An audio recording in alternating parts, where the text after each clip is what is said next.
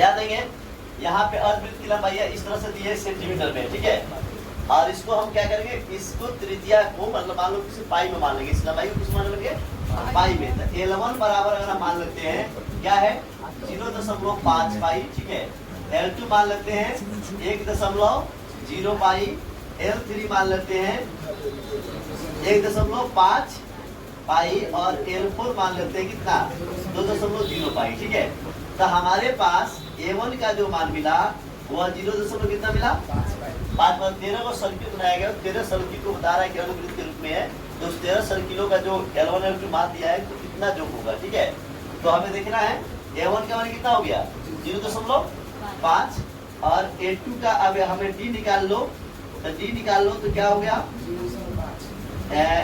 1.0 pi minus 0.5 इसको क्या हो गया 0.5 पाई, ठीक है।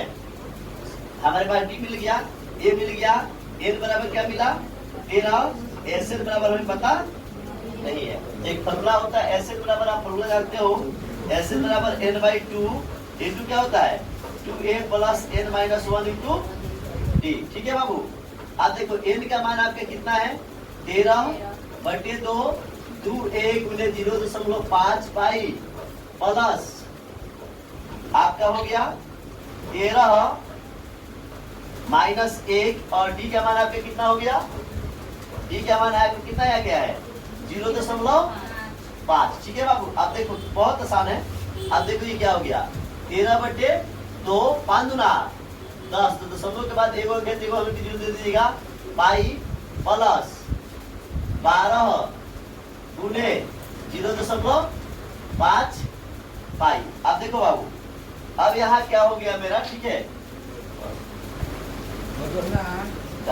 आप ध्यान दो, अब यहाँ क्या हो गया हमने 13 क्या हो गया 13/2।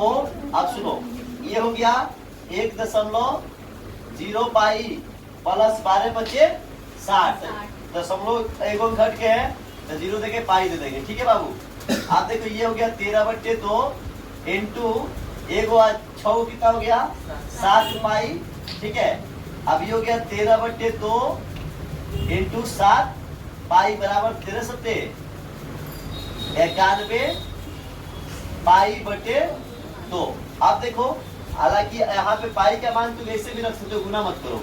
यहाँ पे पाई का मान 22/7 रख दो, 13/2 गुने 7 गुने पाई का मान हो गया 22/7, 7 से 7 क्या हो गया कट गया 11 गुना 22। अब आपके पास मिल गया 13 गुने 11 इसको 13 एकम 11 33 के 3 हासिल 3, 11 एकम 11 या 3 14 की नहीं तो 143, अर्थात ये क्या हो जाएगा 143 SN का मान